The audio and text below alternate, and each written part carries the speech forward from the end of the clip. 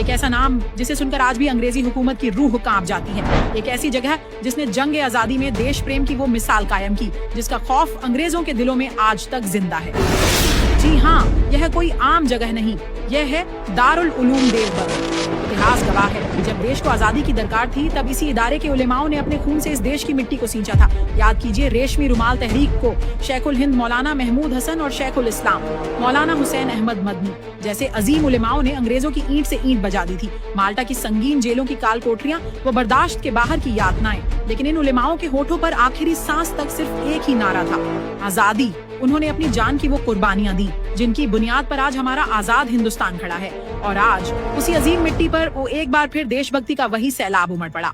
दारुल उलूम देवबंद के सदर गेट पर आज नजारा ही कुछ और था, एक विशाल और ऐतिहासिक तिरंगा यात्रा। इस देशभक्ति के जश्न में शहर का प्रशासन और दारुल उलूम देवबंद कंधे से कंधा मिलाकर खड़े नजर आए। सदर गेट पर दारुल उलूम देवबंद के नायब मोहतमिम हजरत मौलाना अब्दुल खालिक मद्रासी साहब और नायब मोहतमिम हजरत मौलाना मुफ्ती राशिद कासमी ने प्रशासन के आला अधिकारियों, उप जिलाधिकारी विजय प्रताप, क्षेत्राधिकारी अमित सिन्हा, थाना प्रभारी कपिल देव और अधिशासी अधिकारी राजपति बैस का शानदार इस्तकबाल किया। तिरंगे के सम्मान में निकली यह विशाल रैली दारुल उलूम के क्लर्क रेहान कासमी की शानदार देखरेख में आगे बढ़ी।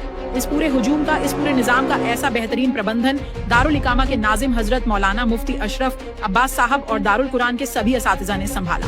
इन हजारों बच्चों को देखिए, इनके हाथों में लहराता तिरंगा और दिलों में अपने बुजुर्गों का वही जज्बा। आज दारुल उलूम में पढ़ने वाले इन बच्चों ने यह तिरंगा यात्रा निकालकर पूरी दुनिया को एक ही पैगाम दिया है। यह सिर्फ एक रैली नहीं है, यह एक ऐलान है। यह बच्चे बता रहे हैं कि जिस तरह इस देश की मिट्टी के लिए हमारे बुजुर्गों ने फांसियों के फंदे चूमे थे, अपना सब कुछ कुर्बान कर दिया था, हम भी उन्हीं के वारिस हैं। अगर आज या कल इस देश को हमारी जरूरत पड़ी तो हम भी इस वतन अजीज के लिए अपनी जान कुर्बान करने को हर पल तैयार खड़े हैं। दारुल उलूम देवबंद कल भी देश के लिए खड़ा था, आज भी खड़ा है और हमेशा खड़ा रहेगा। जय हिंद।